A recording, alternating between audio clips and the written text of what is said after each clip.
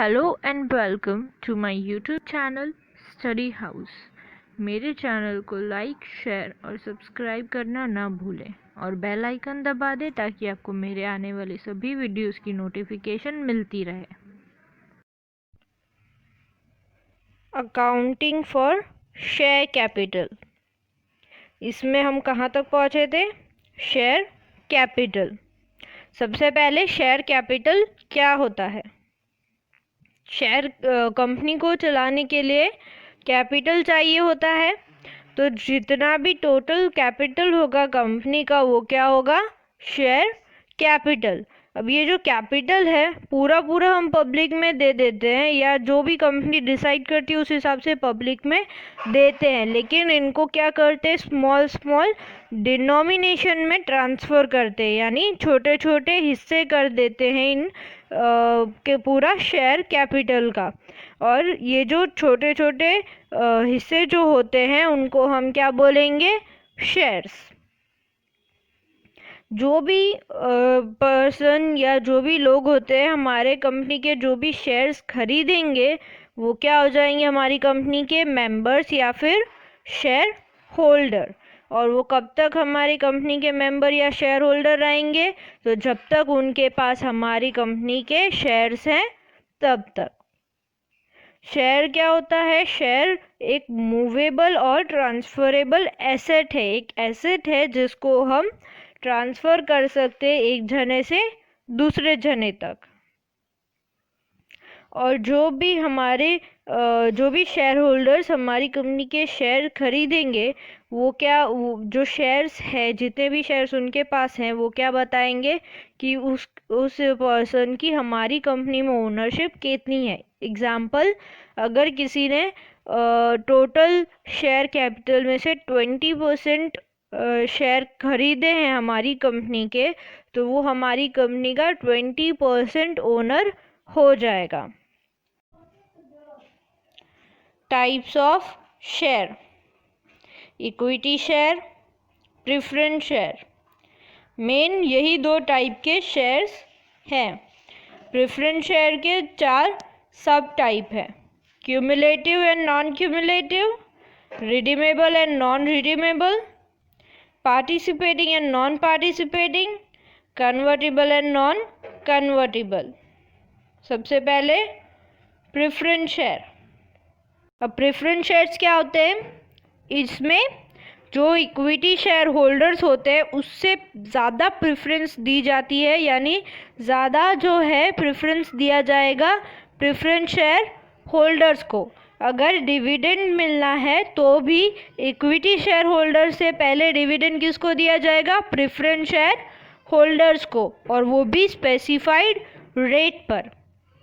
जब भी company liquidation में जाएगी, यानी कंपनी जब भी बंद होने वाली होगी, तब भी क्या करेंगे? कैपिटल मिलने का जो राइट है वो भी इक्विटी शेयर होल्डर से पहले किसको मिलेगा? प्रेफरेंस शेयर होल्डर्स को।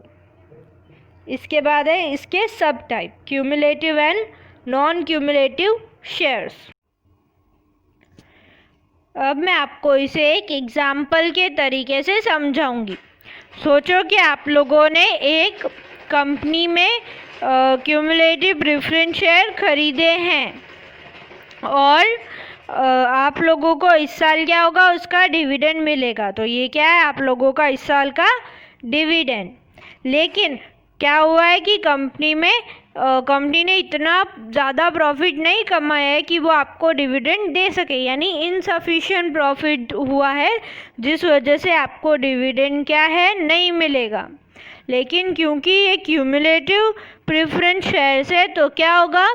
ये जो आपका इस साल का डिविडेंड है वो क्या हो जाएगा? एक्यूमुलेट हो जाएगा, और अगले साल तो आपको डिविडेंड मिलेगा ही। तो ये क्या है? आपका डिविडेंड ऑफ नेक्स्ट ईयर। और उसके साथ साथ आपका जो एक्यूमुलेटेड डिविडेंड है पिछले साल का, यानी प्रीवियस ईयर का, वो भी आपको मिलेगा अगर अच्छा खासा प्रॉफिट हुआ है तो। यानी इसमें पहले तो अगर आपको इनसफिशिएंट प्रॉफिट की वजह से अगर किसी ईयर में डिविडेंड नहीं मिला है, तो नेक्स्ट ईयर में करंट ईयर्स डिविडेंड और प्रीवियस ईयर डिविडेंड दोनों मिला के आपको नेक्स्ट ईयर में जब भी अच्छा खासा प्रॉफिट होगा, सफिशिएंट प्रॉफिट होगा, तब आपको मिल जाएगा। ये क्या होता है? Cumulative preference share. Non cumulative preference share में क्या होता है?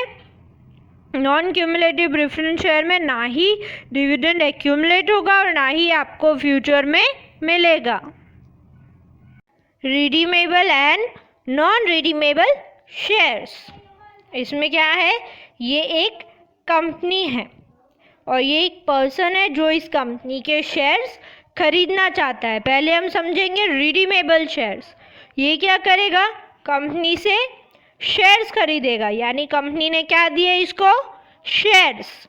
और रिडीमेबल शेयर्स जो होते हैं वो कितने टाइम के लिए? कुछ स्पेसिफाइड टाइम यानी स्टिपुलेटेड टाइम के लिए दिए जाते हैं।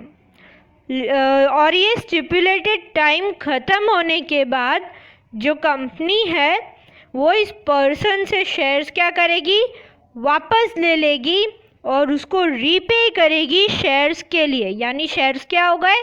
रिडीम हो गए और इसको क्या मिल जाएंगे? वापस इसके शेयर्स मिल जाएंगे। और ये क्या होता है? Redeemable shares. लेकिन नॉन रिडीमेबल या फिर इरिडीमेबल शेयर्स में क्या होता है? वो हमेशा कंपनी के लिक्विडेशन के टाइम पे ही रिडीम होंगे, यानी वापस लिए जाएंगे और उसके बदले में उनको पे किया जाएगा। और ये कब होगा? हमेशा लिक्विडेशन के टाइम पे। और अभी जो है कंपनीज एक्ट ने बोला है कि कंपनी लिमिटेड बाय शेयर्स जो है वो इरिडीमेबल शेयर इशू नहीं कर सकती है, कंपनीज एक्ट 2013 के according. Participating and non participating shares, जो भी प्रेफरेंस शेयर होल्डर्स जिनके पास पार्टिसिपेटिंग शेयर्स होते हैं उनको क्या होता है? राइट होता है फिक्स्ड रेट ऑफ डिविडेंड का, जो भी कंपनी डिसाइड करेगी। इन लोगों का राइट होता है to get dividend in surplus profit after giving dividend to preference share holders and equity share holders, यानी प्रेफरेंस शेयर होल्डर्स और इक्विटी शेयर होल्डर्स को देने के बाद जो भी सरप्लस बचेगा उसमें उनको राइट है डिविडेंड लेने का। In winding title to get proportion of surplus profit, यानी जब भी वाइंड अप हो रही हो कंपनी, यानी बंद हो रही हो, तब क्या होगा? तब भी इनको जो है अगर प्रेफरेंस शेयर्स को देने के बाद और इक्विटी शेयर होल्डर्स को देने के बाद जब भी सरप्लस बचेगा तो उसमें इनको राइट है, इनके पार्टिसिपेशन के हिसाब से इनको दिया जाएगा सरप्लस का प्रॉफिट जो भी होगा वो इनको दिया जाएगा, यानी ज़्यादा प्रॉफिट जो भी बच गया है वो इनके प्रपोर्शन में इनको दिया जाएगा। ये होता है पार्टिसिपेटिंग शेयर। और नॉन पार्टिसिपेटिंग शेयर को क्या होता है?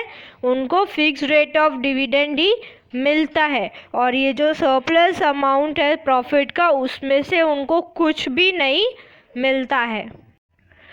Convertible and non convertible shares, इसमें क्या होता है?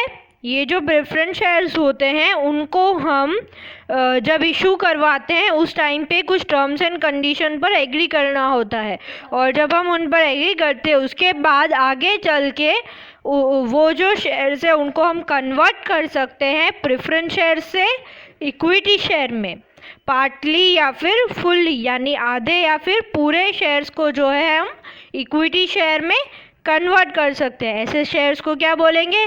Convertible shares. और जो शेयर्स आगे चल के कन्वर्ट नहीं हो सकते हैं उनको हम क्या बोलेंगे? Non convertible shares.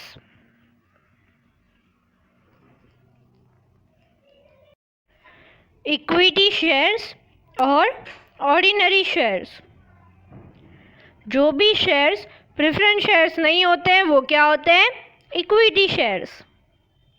अब यहाँ पर क्या होता है? जो भी इक्विटी शेयर होल्डर होंगे उनको कंपनी में वोटिंग राइट मिलता है, यानी कंपनी का कोई भी डिसीजन लेना है जिसमें आपको वोट करना पड़े तो क्या मिलेगा इन इक्विटी शेयर होल्डर्स को? वोटिंग राइट मिलेगा, इनके वोट्स भी काउंट होंगे।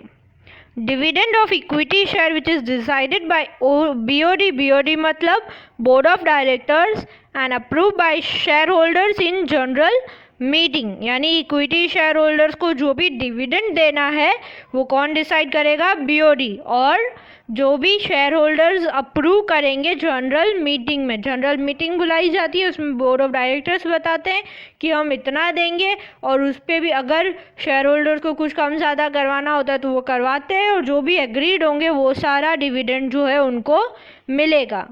लेकिन प्रेफरेंस शेयर होल्डर्स के डिविडेंड के बाद is given only out of profit remaining after distribution of dividend on preference shares at fixed rate, यानी प्रेफरेंस शेयर होल्डर्स को फिक्स रेट पे जब हम डिविडेंड दे देंगे उसके बाद जो भी प्रॉफिट बचेगा वो मिलेगा as dividend equity share holders को।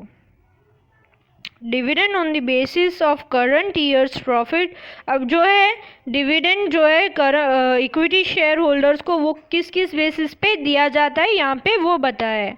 तो कौन से बेसिस पे दिया जाता है? Current year's profit, profit of previous years, accumulated reserves, possibility of future profit and also management policy of company. इन सारे बेसिस पर जो है इक्विटी शेयर होल्डर्स को उनका डिविडेंड दिया जाता है।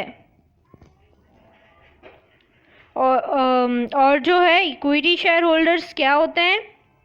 इक्विटी शेयर होल्डर्स जो है वो कंपनी के ओनर्स होते हैं, जिसके पास जितने शेयर्स होंगे वो उतना ही कंपनी का ओनर होगा, उतना ही परसेंटेज में या उतने ही रेशियो में उस कंपनी का ओनर होगा। आज के लिए यहाँ तक, और आप लोगों को कोई भी डाउट है तो आप लोग प्लीज़ कमेंट कीजिए, मैं आप लोगों के डाउट सॉल्व करूँगी। मेरे चैनल को लाइक, शेयर और सब्सक्राइब ज़रूर करें।